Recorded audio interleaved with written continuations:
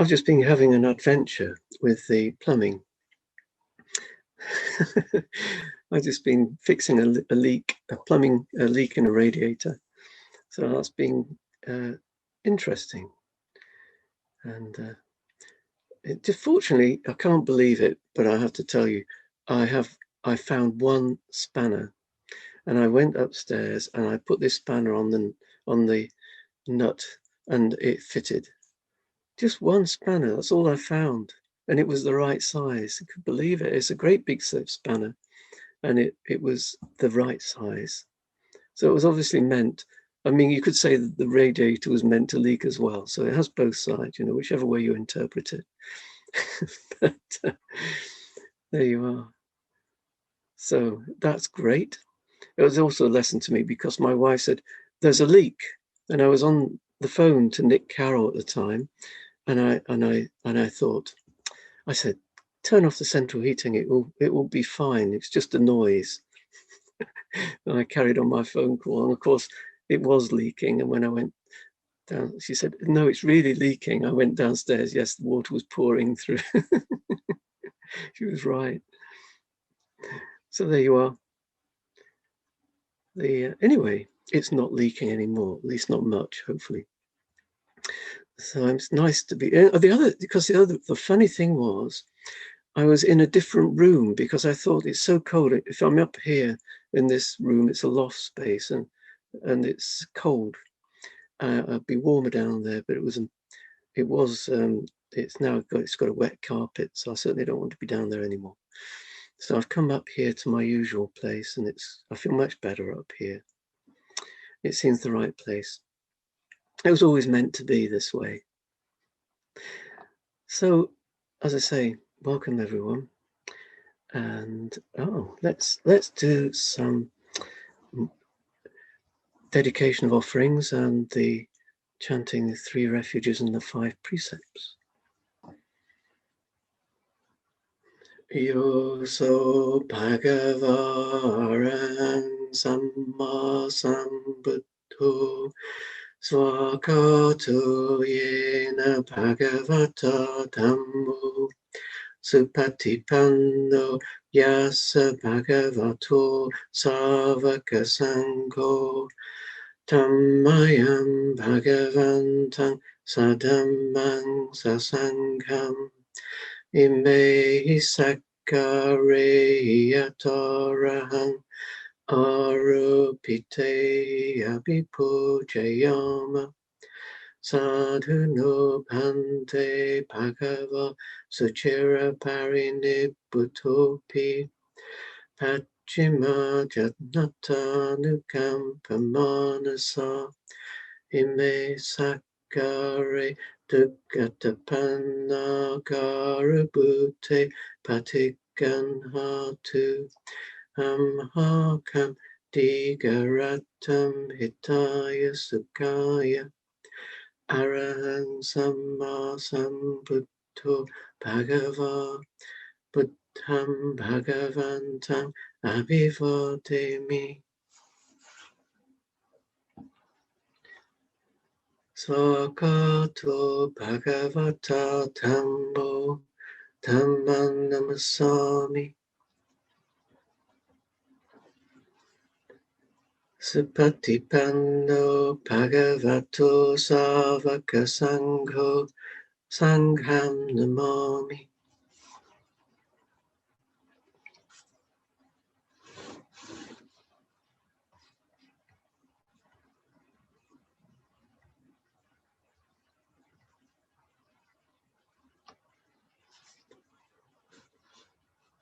Namo tassa bhagavato arahato samma sambuddhassa. Namo tassa bhagavato arahato samma sambuddhassa. Namo tassa bhagavato arahato samma sambuddhassa. Buddhang saranang gacchami. Dhammang saranang gacchami, Sangham saranang gacchami, Dutiyampi buddhang saranang gacchami, Tatiyampi dhammang saranang gacchami. Tatiyampi sangham saranang gacchami.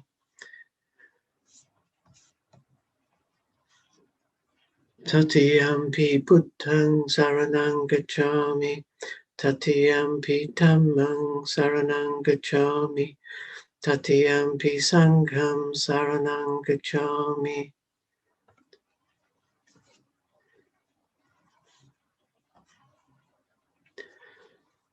Panatipata veramani sikkhapadang samadhiyami. I undertake the precept to refrain from taking the life of any living creature. Adinnadana veramani sikkhapadang samadhiyami. I undertake the precept to refrain from taking that which is not given. Kamesu michachara veramani sikkhapadang samadhiyami. I undertake the precept to refrain from sexual misconduct. Musavada veramani sikkhapadang samadhiyami. I undertake the precept to refrain from lying. Sura Miriya Majja Pamadatana veramani sikkhapadang samadhiyami. I undertake the precept to refrain from consuming intoxicating drink and drugs which lead to carelessness. Imani pancha sikkhapadani silena sugating yanti silena bhoga sampada silena nibuting yanti tasma silang visuddhaye. These are the 5 precepts. Virtue is a source of happiness. Virtue is the source of true wealth. Virtue is the source of peacefulness. Therefore, let virtue be purified. Sadhu, sadhu, sadhu.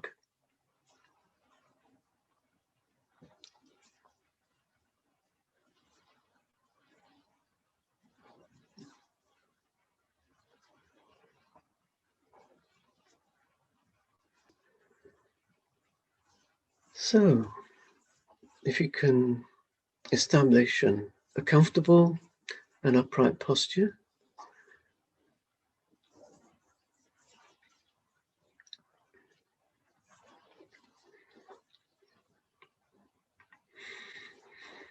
it's good to, I always find it's good to perhaps just flex the shoulders and bring them back a little, so as to just to relax in the body, and to a certain extent it's helpful just to make contact with the body.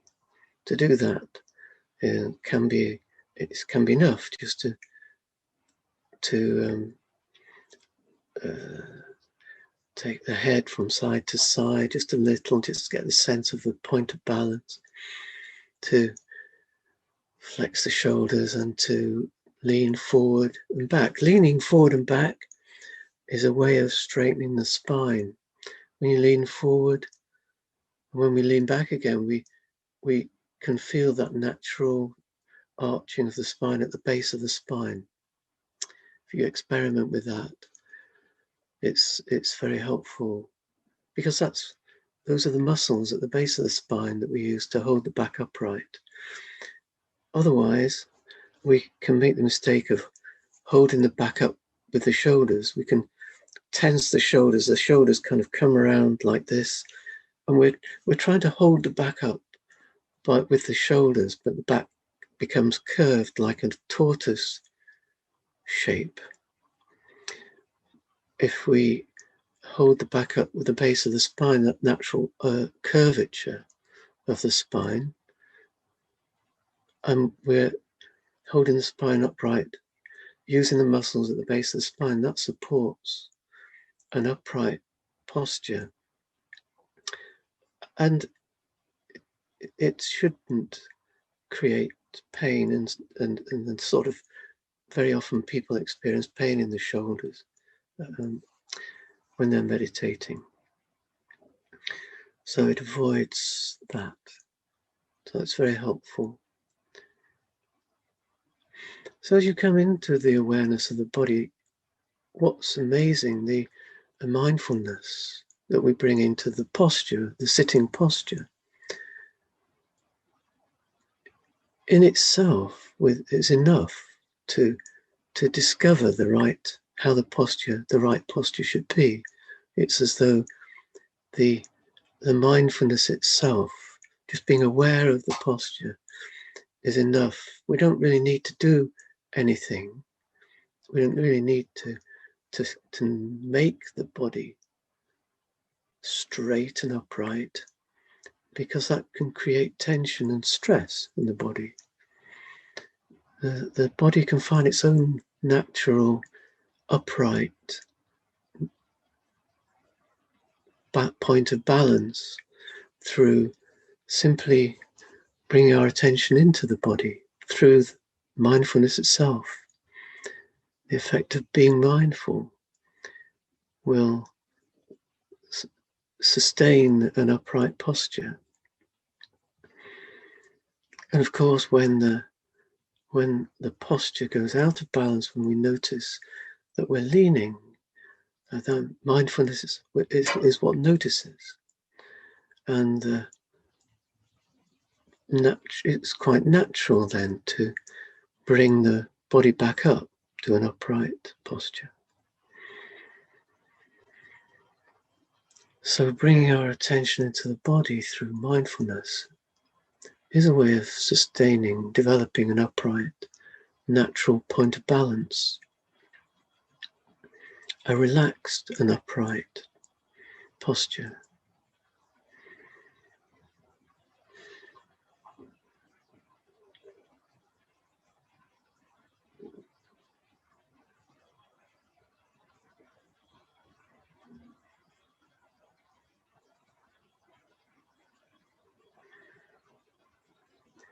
You may feel, when you are aware of the body, that the posture really does straighten.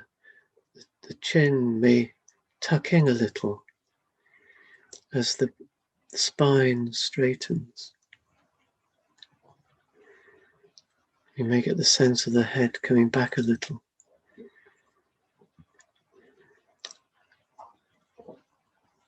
Because the natural upright posture isn't something the body's used to. Very often we're used to having a bad posture, so it's a natural correction that takes place. It might feel a little strange and uncomfortable, but it's good.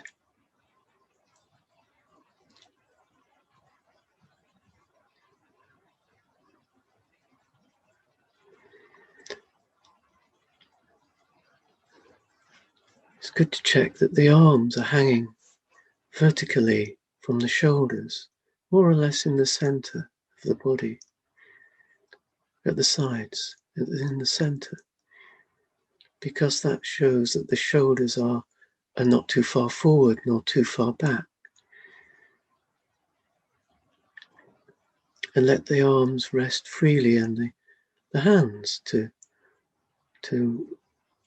rest on them, perhaps on each other or on the knees, to take the weight off the lower arms, so as to not to create stress on the shoulders.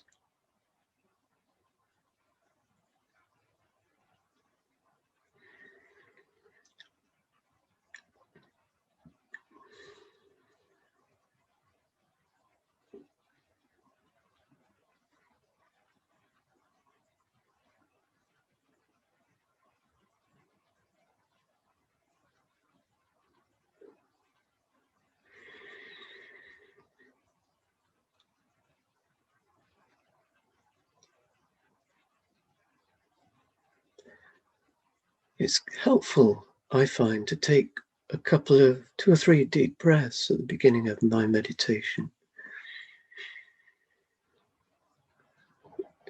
A deep inhalation and a deep exhalation. You may find that useful as a way to relax.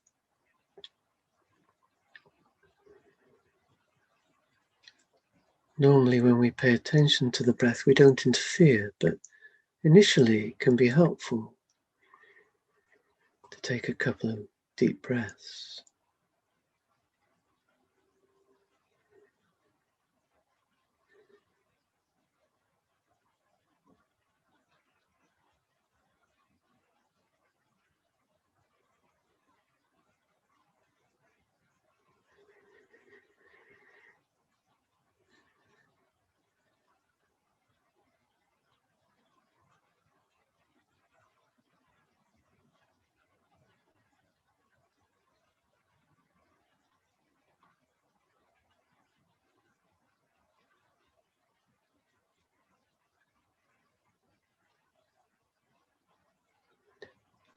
I find it helpful to notice any sensations in the body.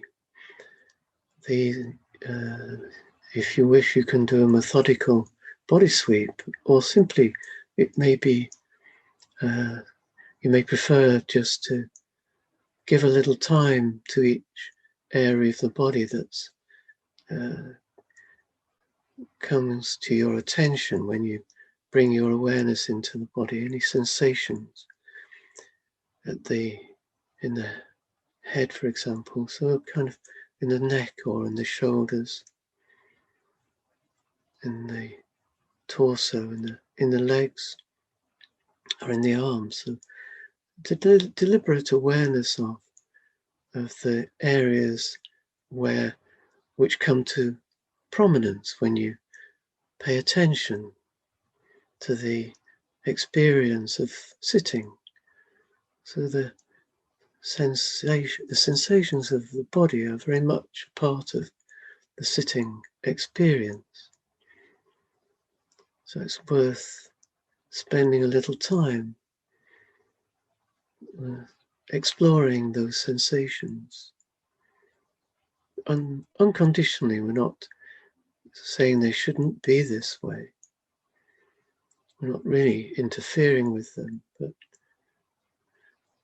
if we do notice some area of tension, then it may be kind to the body to let go, to unclench the muscles in the area.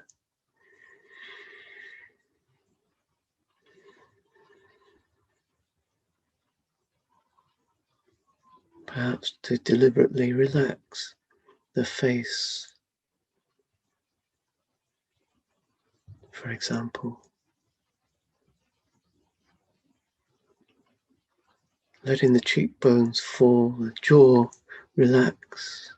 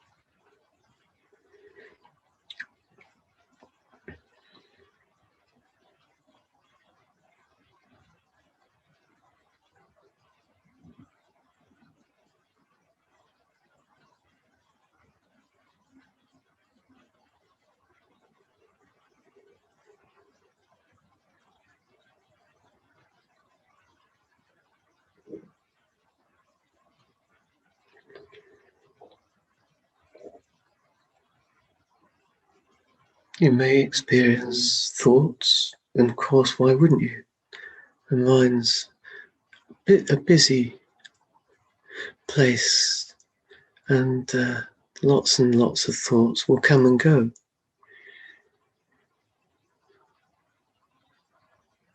We can let them come and go. We can lay them aside. This is not the time and place for this. We could just lay it to one side. The right time will come. Many thoughts can just be laid aside because this isn't the time or place to deal with that now. We can just lay it aside. If it's important, it will come back.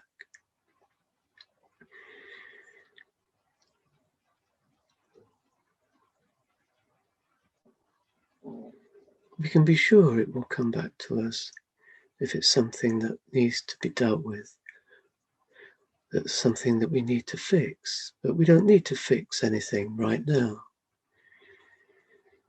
Our meditation practice isn't about fixing things. It's simply to notice. Step back, just notice, let things come and go. Let them blow right through you, like the wind through the trees. When there's no leaves on the trees, it blows straight through.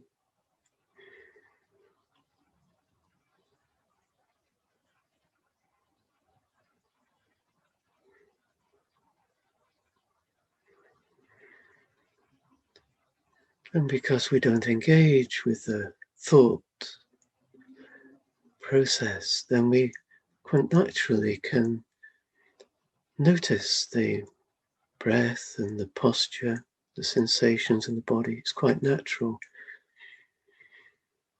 to return to those objects. And we may prefer to choose one of those objects if we wish. We might be quite used to noticing the breath, for example. And it's like a place to return to, simply to rest in the breath, the experience of inhalation and exhalation, wherever we notice that.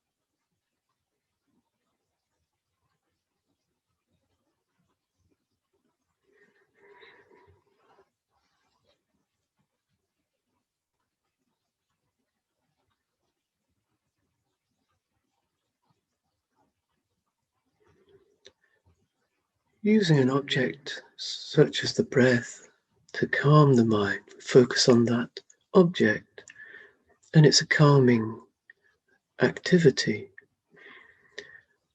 But mindfulness is about noticing the experience of breathing. Noticing the experience is a sustained awareness of, in fact, one would say that our object shifts to simply being aware, rather than focusing too much on the object ceases to have much importance. It's the awareness that matters. Sustained awareness of anything, any object. It doesn't matter what the object is. So with mindfulness, there's no such thing as a distracted mind, because the mind that's distracted can be, when we're aware of it, then we've noticed. That's mindfulness. So if we notice the mind that's wandering, then that very noticing is meditation practice.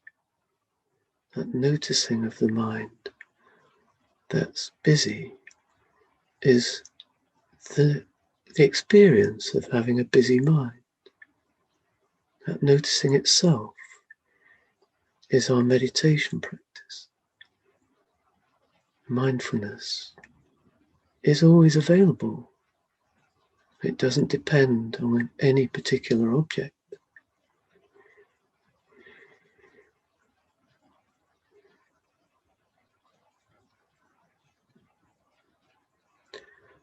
So the practice of mindfulness is to sustain our awareness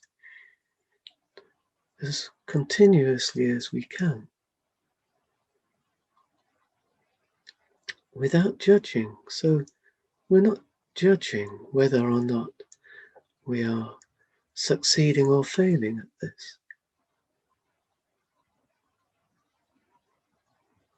When we notice that way of thinking, we can say to ourselves, we can use the word judging. I'm judging. That's the judgmental mind. And that's being aware of that is mindfulness. We bring even the judgmental mind into our awareness.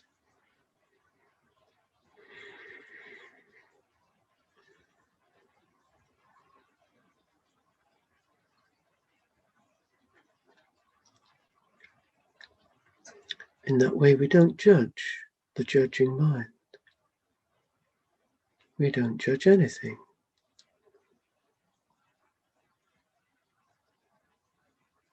Everything's equal because it's all there available. It's all an object of mindfulness. In the context of mindfulness, we have no preferences.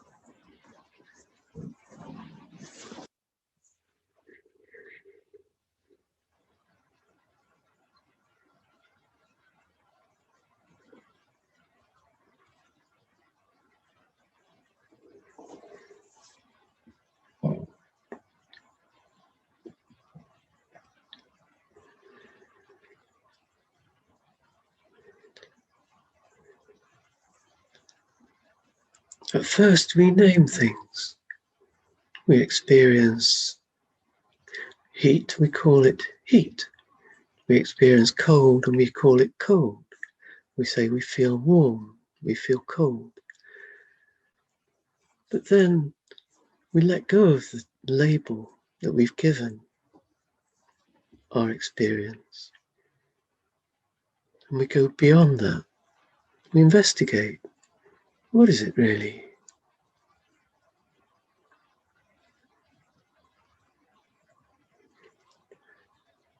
We label an unpleasant feeling as painful. We call it pain. It's helpful to label initially, but we let go of it. And we investigate. What is it really? What's that experience really? How does it really feel?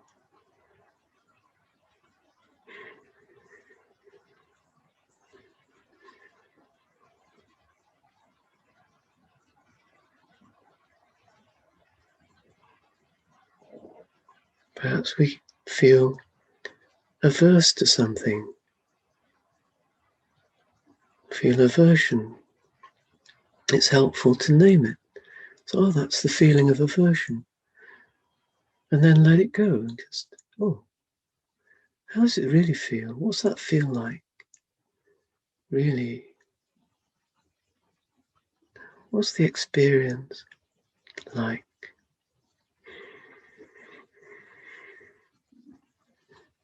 We need to let go of the label, because when we label things, we think we know what they are. We've categorized them, put them in a box. We think we know them, but we don't know anything. Mindfulness is a journey into the unknown, a willingness to let go of what we think we know, and to investigate how things really are.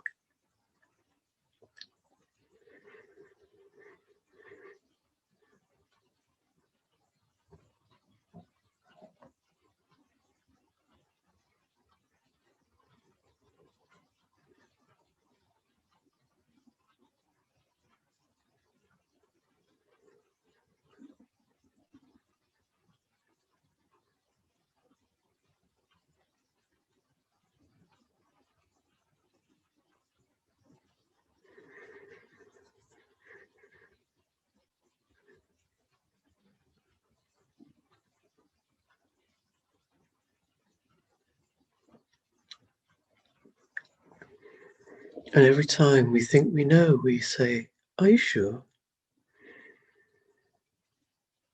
We use that as a mantra. Are you sure? And you realize you're not sure. So you let go again and investigate more. Just open up. Not with the intellect, but simply with the experience, the felt experience. What has it got to teach us?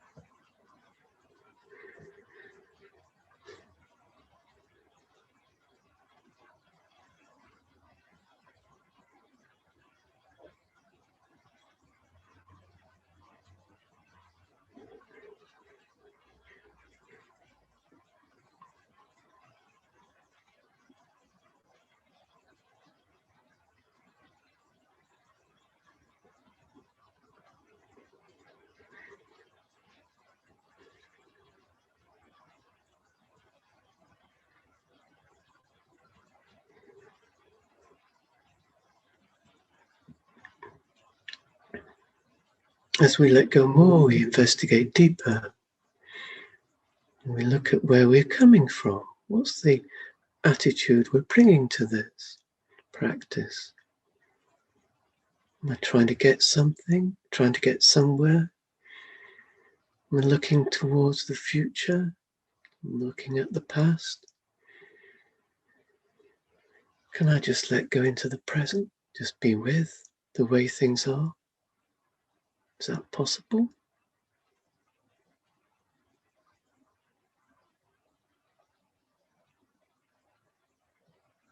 How would that be? How would that feel?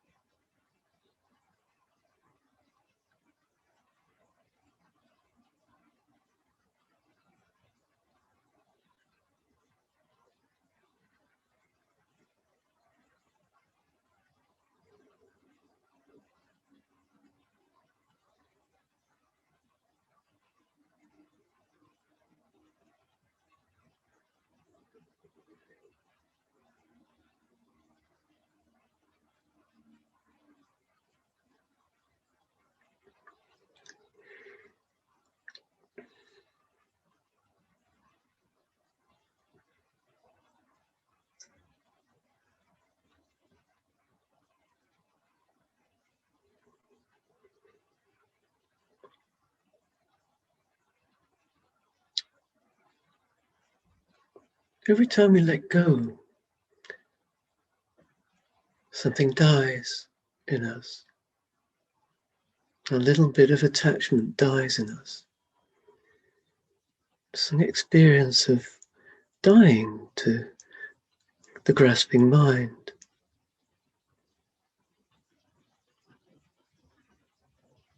Little bit by little bit, the grasping mind relinquishes its control over us. We let it go. We're no longer a victim of greed, hatred, and delusion.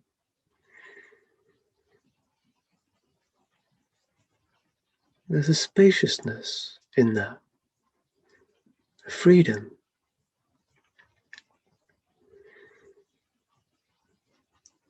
We might not notice it because perhaps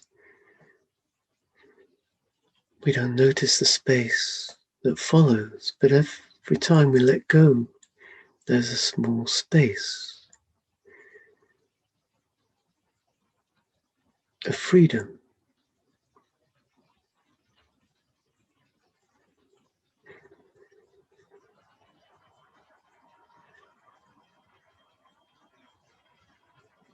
A laying down of the burden, a sense of relief.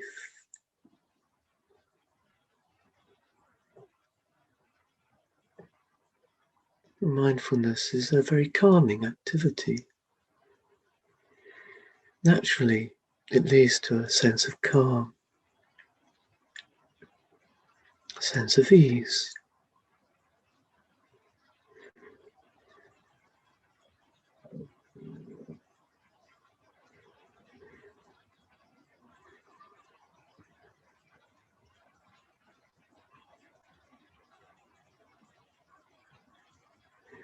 It's because it's associated with letting go.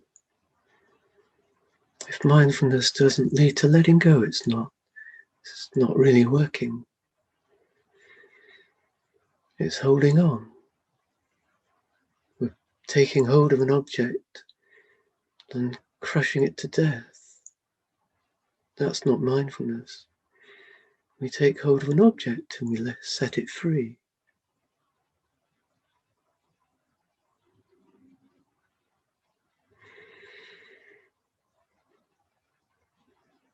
by letting it go.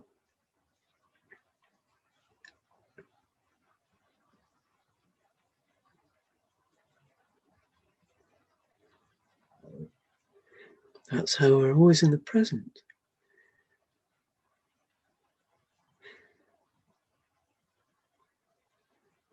It's only through letting go again and again, moment by moment, that we can be in the present moment.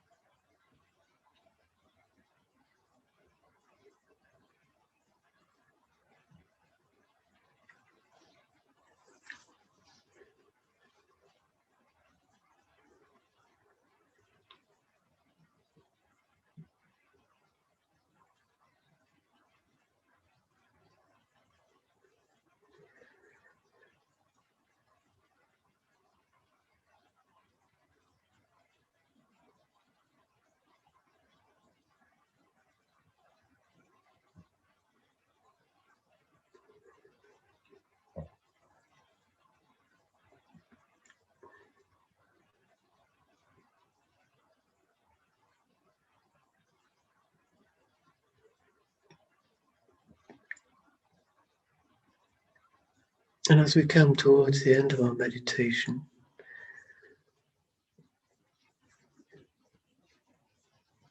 wishing ourselves well, we will saying to ourselves, may I be well, may I be happy. Our meditation practice is a great act of kindness to ourselves.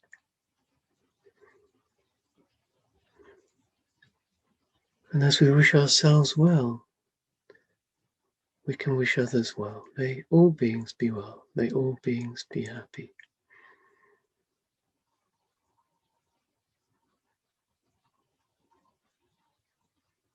So developing unconditional loving kindness towards ourselves and to the whole world.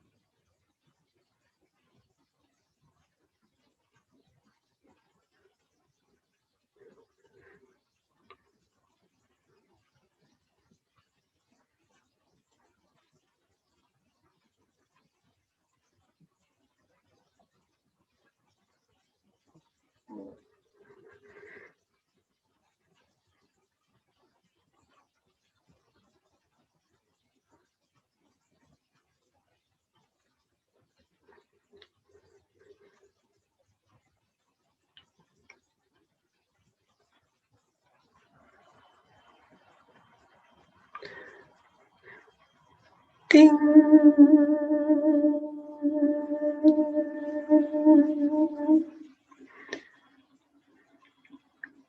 Ding!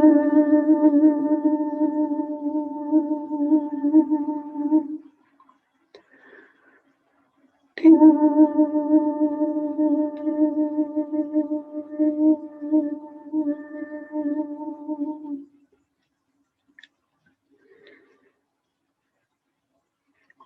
So I hope that people will ask any questions they would like. If they would put them in the chat box, that would be quite helpful.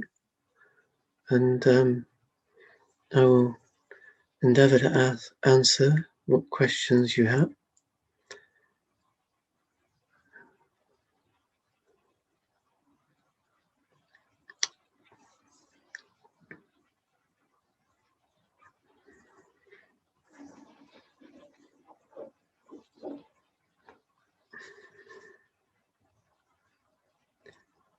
I'm not sure if Wangdu could give people the permission to unmute if they would prefer to ask questions unmuted. That would be also a possibility.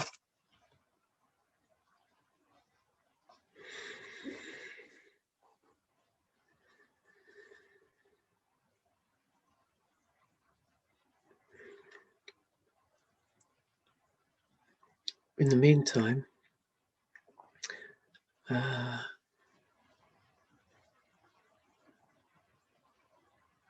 yeah.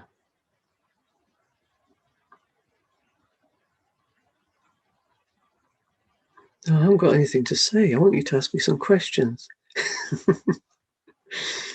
Somebody come up with something.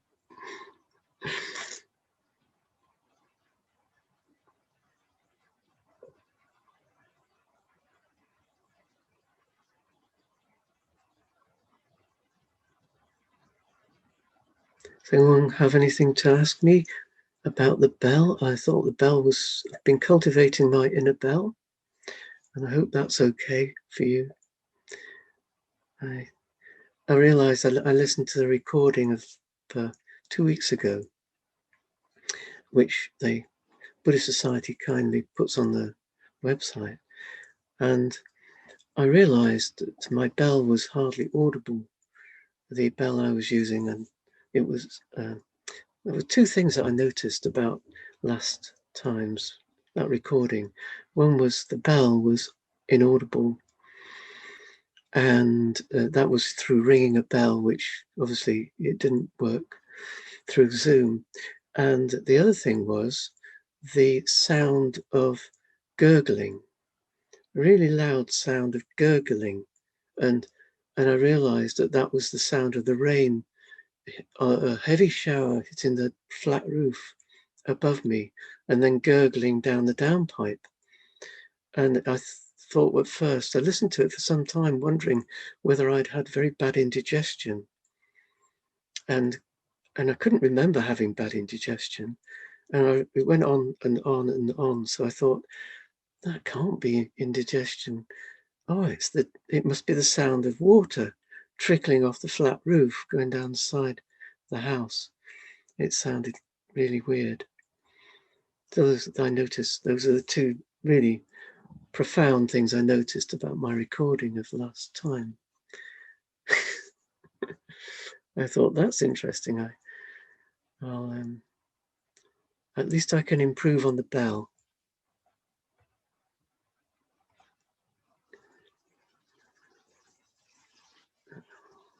Finn has asked me a question. Would you speak about other forms of meditation, e.g. more active ones like yoga, walking, etc.? The bell was great, thank you.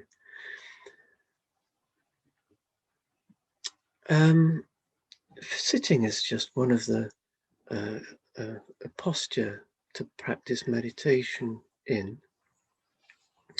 It's just one of the postures. So for a start, obviously from the first thing that comes to mind is that the Buddha talked about 4 postures: sitting, walking, standing, and lying down. And I find that sitting is the most calming of those postures. And that is easier to get, the mind becomes more refined in a sitting posture. With the walking, I find that is more disturbing to the mind.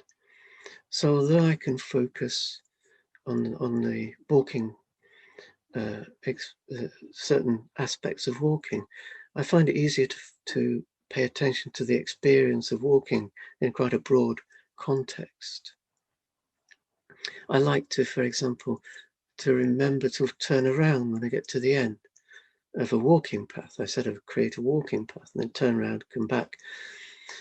So I notice the rhythm of the walking, the impression on the ground sometimes over time, the path, the indentation that the walking makes on the grass. So those, it's kind of trying to sustain that through curiosity in a broader context, the experience of the wind on the skin. So I find it's not really a very refined meditation practice, but it's very good. I find that when I'm walking, I tend to be more reflective. Then in standing, I like standing. That's really good. I enjoy standing. I find that's really interesting because the impulsion to want to move is quite strong. So easy just to move, isn't it? To go from one place to just to walk somewhere else. So I find standing very interesting exercise, especially under a tree in the hot sun. And lying down, I find it more difficult in a sense. It's not difficult, but it's just that unless you're lying down because, let's say, if you're experiencing pain, lying down, you can be aware of that. But if you're lying down feeling sleepy, then sleepiness is quite likely to take you into sleep. And so that's quite nice, but it's not meditation. So I find lying down the most difficult posture to be aware in over a period of time. But you're talking about movement, and I think I've practiced Qigong and found that that's a nice thing to do to sustain awareness. And it's all same with yoga. Why not? And physical movement is a good thing to do. Good. I love walking. To be aware of walking is a very beautiful. Just like walking the countryside, taking exercise through walking. Yeah, I love that. I find that's a very beautiful way to exercise and also to be attentive. So to practice, and then of course, out of all of that, what is you have to say that there is no beginning and end of mindfulness. It's always there, isn't it? There's no start and finish. We don't actually need to think in terms of particular forms of meditation, but simply to be aware. I seem to have fallen asleep a few times before realizing I've fallen asleep and waking up. How does one deal with it during meditation? Well, what happens is when we stop, if we have a busy life, the shock of stopping, sitting, and being still can take us into sleepiness. It can happen quickly. It can happen over a slower period, but it's often experienced and I was going to say inevitable. That we will experience sleepiness at some point, and it takes time. I think the experience of lurching between restlessness and sleepiness can be the major experience of meditation practice for many, many years. If you really notice, as you pay more attention, you realize the mind gets sleepy, and then you can get restless, and then you get sleepy, and then you get restless, as though there's no middle ground between the two. And so it takes time to, first of all, the key thing is to accept it feels like this. But the second is not to feel averse to it, because it can create aversion. You can think you've failed and be judgmental about it. you can work through both restlessness and sleepiness skillfully when you have developed the skill to do it. It's a skill. And bearing in mind that there are polar opposites, so that if you're feeling sleepy, then you do the things that would cause you to be restless. But if you're restless, you do the things that would cause you to be sleepy. So calming, when you're restless, you deliberately do things which cause the mind to calm down, don't you? When you're sleepy, that's because you've gone beyond calm. You've got too calm and gone into sleep. So then you do the things that would cause restlessness. So you simply use the opposites, take them. It's like a stick, and you're lurching from one end to the other, but you're trying to find that point of balance between the two, which is if carefully placing it on the little stone. If you find the right middle point, you'll find that you can balance the stick. And you could say the middle point is mindfulness, but continually noticing these two extremes, we bring it closer and closer to the center until we find a point of balance where we're neither sleepy nor restless, but just awake and present, wakeful awareness.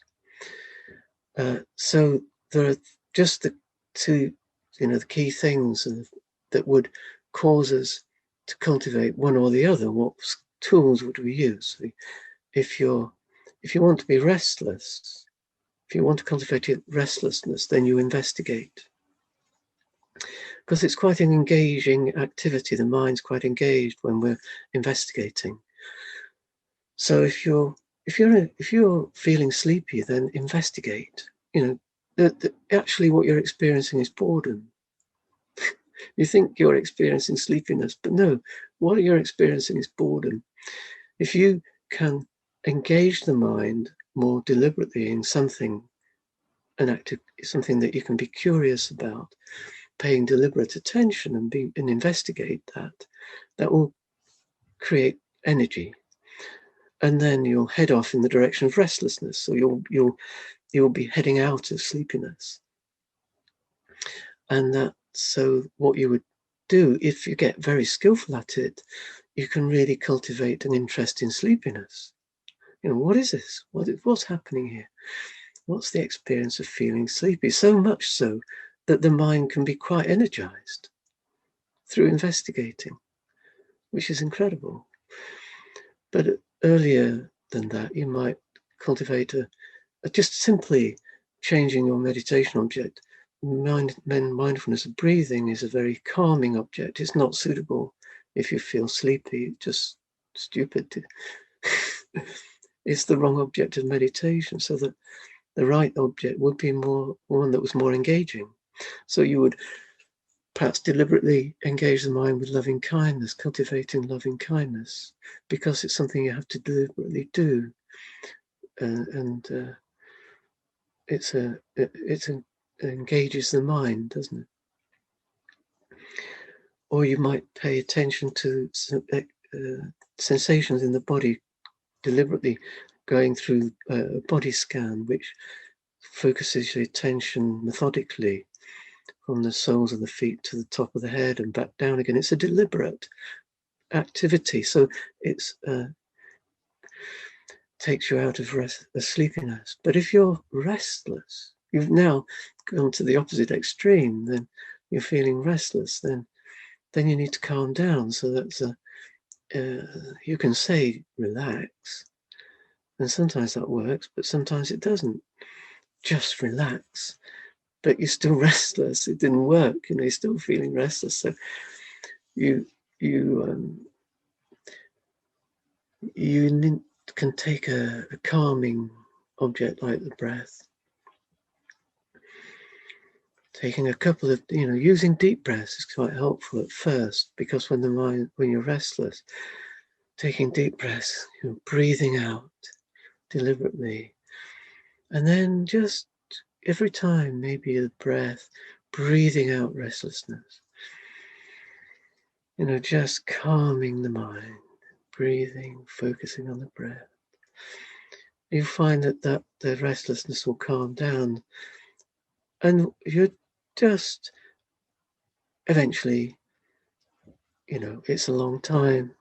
Restlessness and is something which is very, you know, stays with us for a very long time. It's not something you can expect not to experience. So it's just good to be familiar, get to know restlessness, make it a friend, get to know what it is, and not to make it a problem. But the saying goes for sleepiness. It's nothing to be a problem, make a problem out of.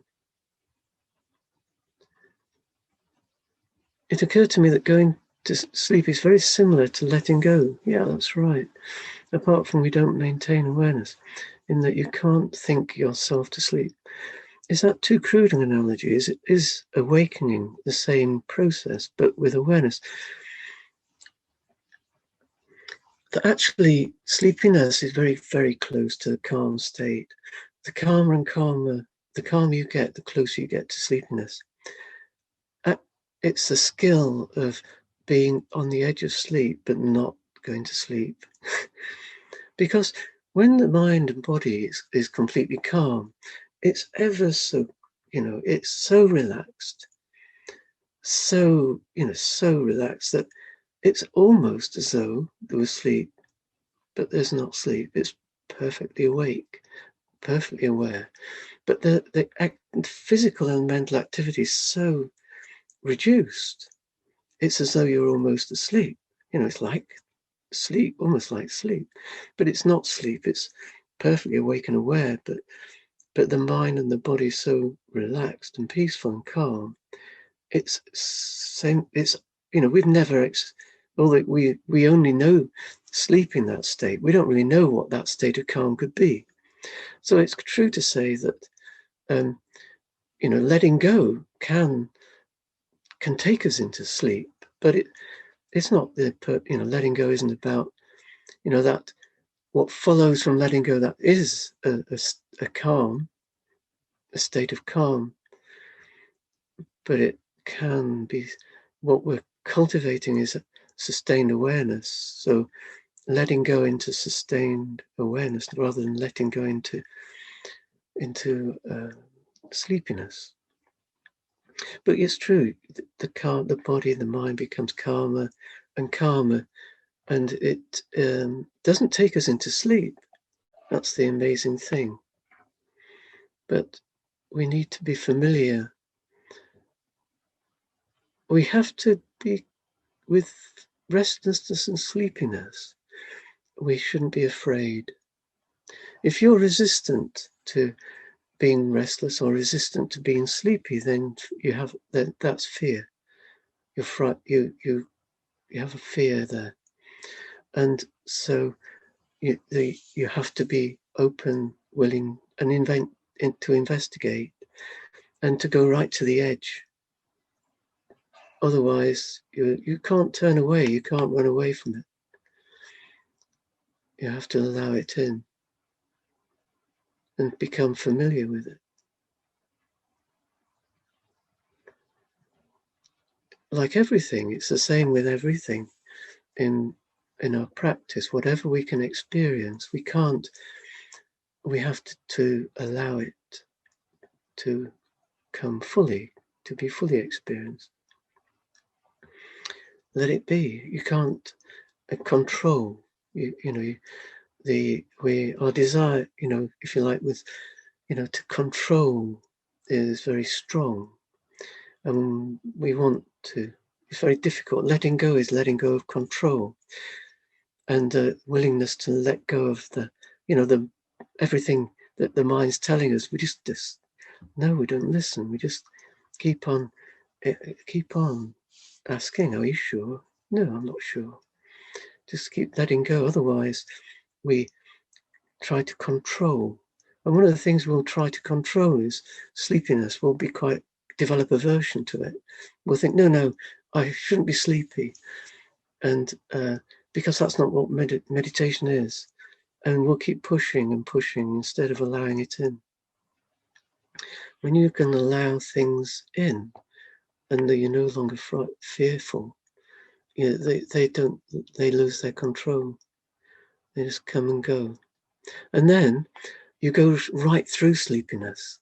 You don't have a problem with sleepiness. When sleepiness comes, you just sustain that interest and curiosity and go right through the other side. And that's an incredible power and kind of burst of energy that follows from that.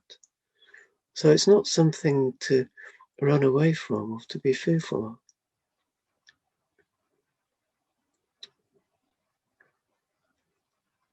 A question here: how is the monastery at Amaravati coping financially in the pandemic?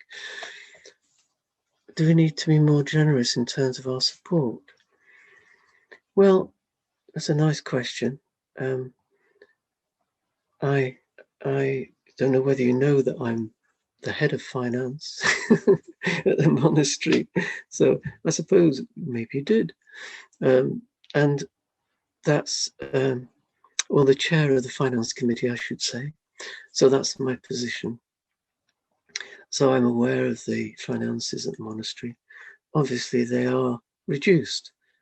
People not coming to the monastery. A lot of donations are given when people come to the monastery, and they are obviously those donations are not coming in.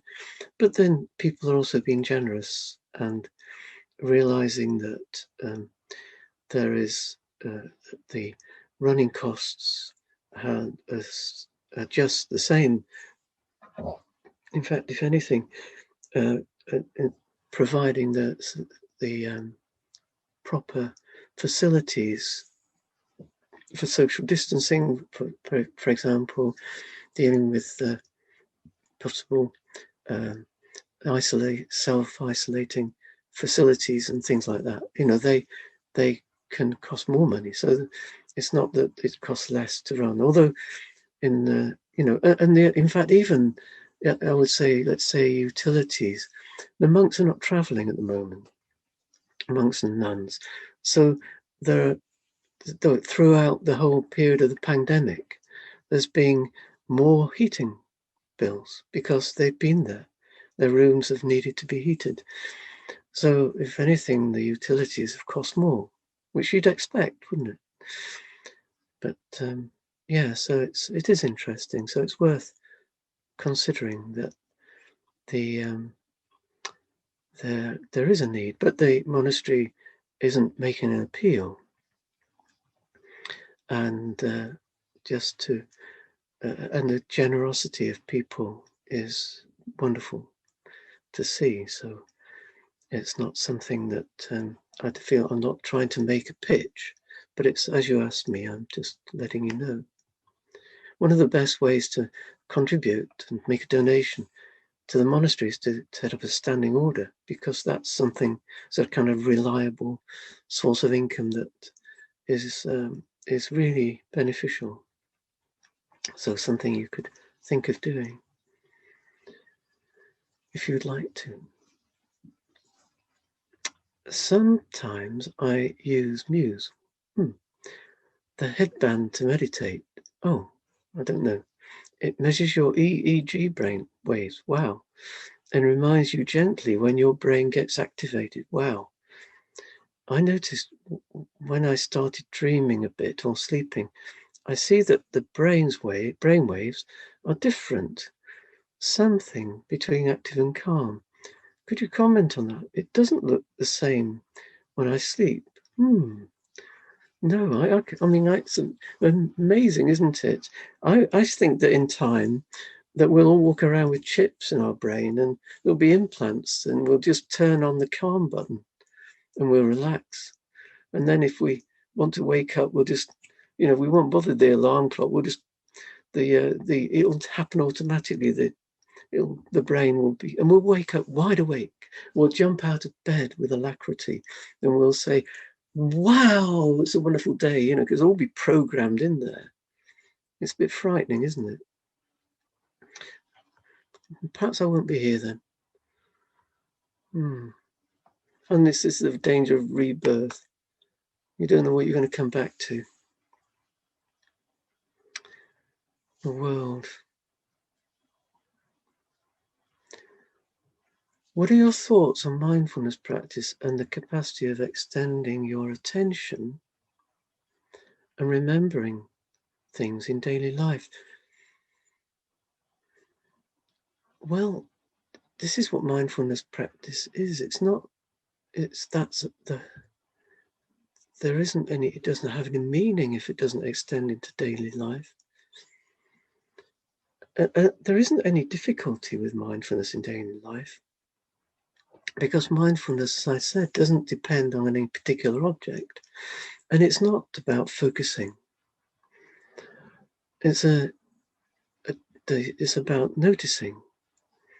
So we don't even, sometimes when I talk to people about mindfulness and they'll tell me about what their experiences, then they very often talk about they go for a walk in the countryside and it's much nicer now because they notice the birds are singing and there are trees and the dews on the grass and they notice things more, and that is lovely, and it's a wonderful aspect of mindfulness. But they're not noticing the inner world, they're noticing the external world. Then that has a place. And yes, external objects, it's interesting to notice, but mindfulness is really noticing the experience of the world, not noticing the objects of the world. So it's like, what's the experience of washing up? We don't really care whether we're washing a knife or a fork. It's interesting. That's a knife, this is a fork.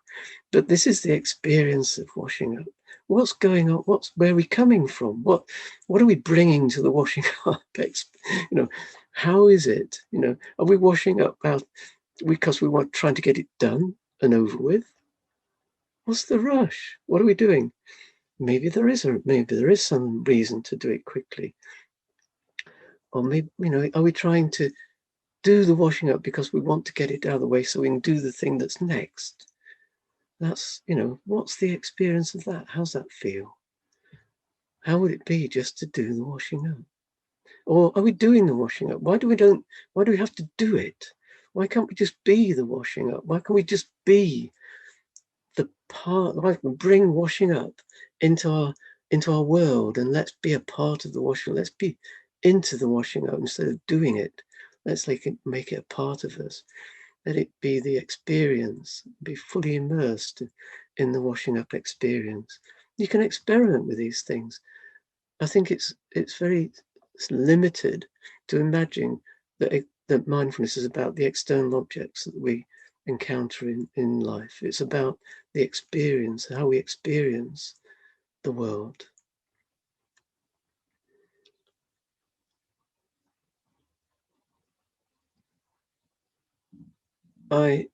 This is one I haven't read.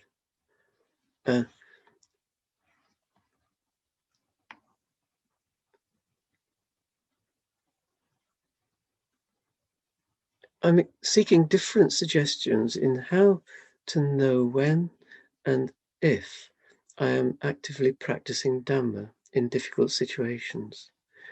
I try to keep aware, centered, not react, but not sure if I'm practicing correctly because of the ongoing negativity that's happening. I do not have control of others, which negativity comes from. Unfortunately, it is disruptive behavior that impacts with work. Other people's, is it? I'm asking because then it says thank you. So then I just want to read this last sentence again. I do not have control of others, which negativity comes from.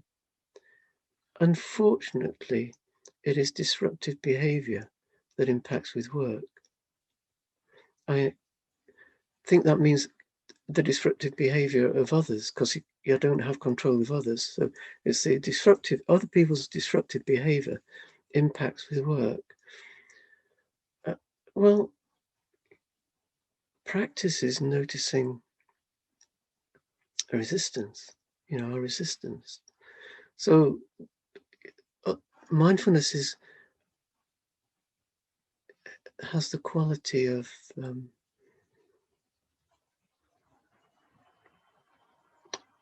choiceless. You know, we don't have any preferences. So we're not saying that I'm practicing mindfulness, but I can't do it when you're being disruptive because you're interrupting with my mindfulness. Well, that doesn't make sense, does it? Because there's no. What is the mindfulness? Mindfulness is noticing the feeling of your aversion to somebody who's disrupting your so-called mindfulness.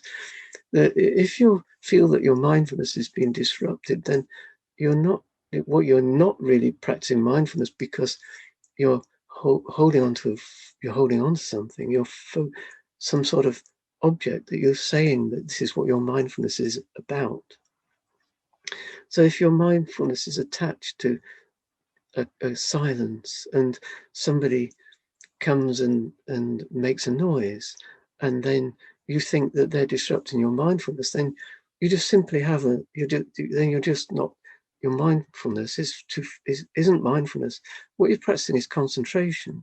You're focusing on something that's now being disturbed. That focus has now been disturbed, and you can't focus anymore, and you're feeling aversion. So you weren't really being, that wasn't mindfulness, it was focusing. And focusing isn't mindfulness. Mindfulness is noticing. Noticing isn't focusing. You can notice that you're focusing, but with mindfulness, you allow everything to flow. So it's present moment awareness. It's not choosing what the present moment is.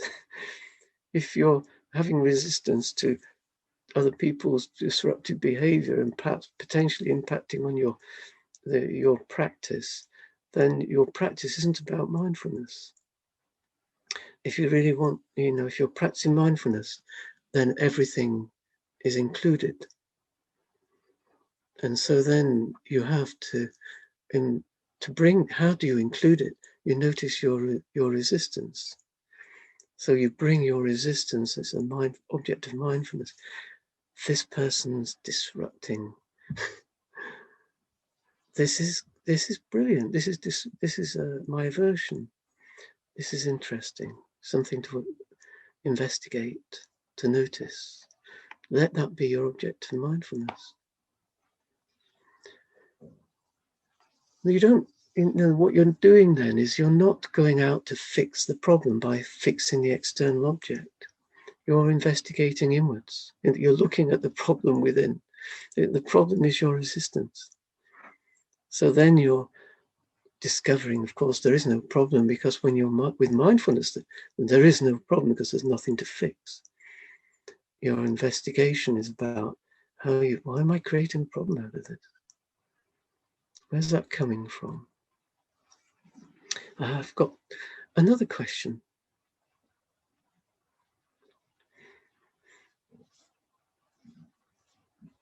Does the COVID that we are all suffering from represent a form of collective karma?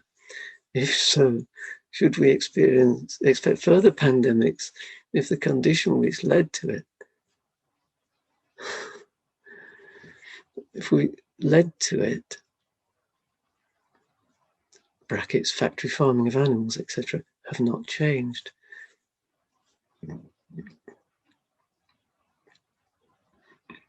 I don't think we're all suffering because of COVID.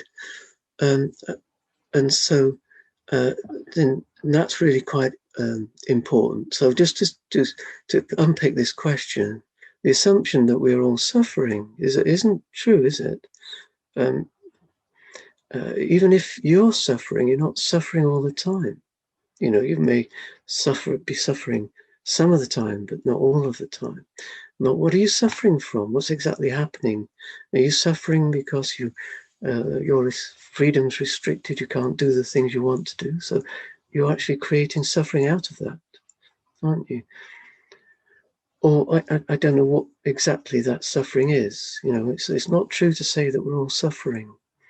We're only suffering to the extent that we're creating suffering out of it, even if it's illness and some horrible things have happened. to people. I'm not saying that isn't the case, or that a loved one is suffering physically. Even so, that the dukkha, to use the word dukkha is something that we create out of our aversion or attachment or a delusion. So in other words, when the grasping mind. So if we're attached, then suffering follows. But if we can let go, then there's no suffering there. Even if it's unpleasant, and it's not the way we would like it to be. So it's not true that we're all suffering, or that we're all suffering all of the time. I think that's perhaps enough on that question.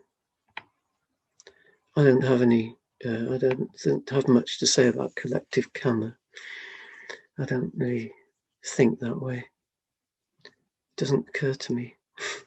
I remember people talking about the collective karma of the tsunami. When the tsunami happened in Boxing Day, it was, I think, the year 2000. And I just think, no, get real. That was just a natural event. There are such things as natural cause, natural events that occur in the world. It's not to do with karma. What do I look for to know I am actively putting to practice what I'm learning in meditation? Well, you're looking for a shift, a change. Yes, it's true. You would expect that change, but you may not notice it. Often you think things are getting worse at first. You didn't, and what's happened is you hadn't realized how bad it was, and now you're noticing it. So the result of mindfulness might be noticing it's much worse than you thought it was. You didn't realize how bad it was. For example, you might notice you're suffering when you didn't know. I was suffering, but I didn't want to admit it. And one of the first beginning of mindfulness is to admit it feels like this. So we might notice, and it might be much worse than we thought it was. But in time, maybe often the truth is what people tell us. When somebody says, actually, you're a nicer person to live with, that helps. That gives us more of a clue that we're putting into practice what we're learning. I found, which answer? I found the answer rather dismissive. There's a lot of research to prove the importance of meditation. I can't really see why it was such a fun. Maxim was offended by my answer. I'm sorry, Maxim, that I offended you. Anyway, I'm sorry about that. That if you're offended, just take what's useful. And if you find that it wasn't useful, then just let it go. No, I don't mean to dismiss anything. I can't talk from experience about whatever. Thank you, Martin. At present, over 100,000 humans in the UK have passed away because of the virus. I think that's the end of that. I think that's true. I agree. I understand that. Many people have died. I think people are dying all the time, aren't they? And not just because of the virus, but because of many, many reasons, many causes. I think we're now more aware. Every day I think to hear on the news that how many people have died is of the pandemic. It's sobering, isn't it? And it's very helpful actually to bring death into focus in that way. On the other hand, it can be also very it's not necessarily It can be depressing for some people to keep hearing that. But what it brings into focus to me, one thing I reflected on is, why nobody ever said this? Why suddenly now? Why isn't it in the news every day? Why wasn't it always the case? How many people have died today? Why didn't they say that? Why don't they put it on the news every day? Oh, so many thousand people have died today. Why now? I think it's, I suspect that the reason they make so much, partly the reason, because they want people to take it seriously and to know that it's real. But actually, our way to reflect and very valid meditation practice is to reflect on death and to make it very real, and to reflect that today so many thousands and thousands of people have died is really good.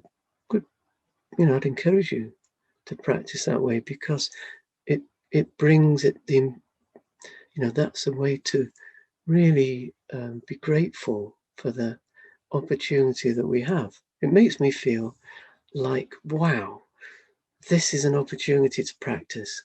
This is the moment. It's now. Let's make the most of it, because it's an opportunity that it won't last forever. And as long as it lasts, let's be present. Let's know. Let's be aware and wake up. Let's wake up, because it reminds me of the last words of the Buddha. He said, everything's impermanent. Do your best to wake up. Just wake up, be aware and wake up. That's what his last words were. That's what we can do. And that's when he died. So I think that was good advice.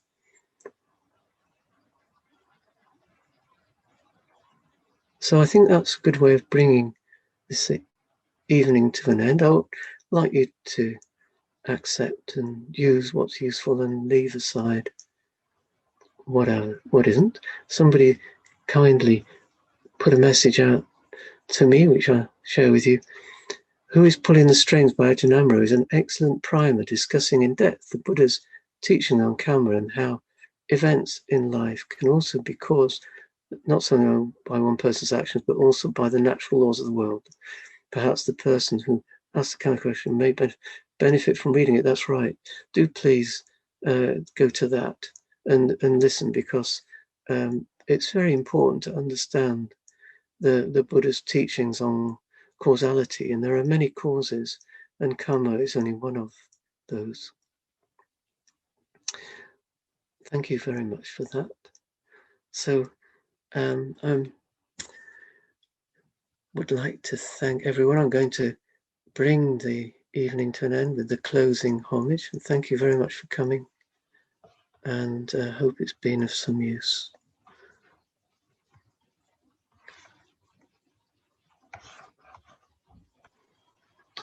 Araham Samma Sambuddho Bhagava Buddham Bhagavantam Abhivademi.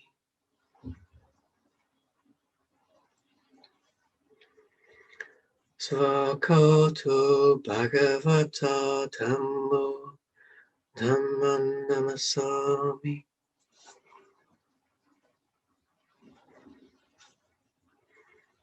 Supatipanno Bhagavato Savaka Sangho Sangham Namami.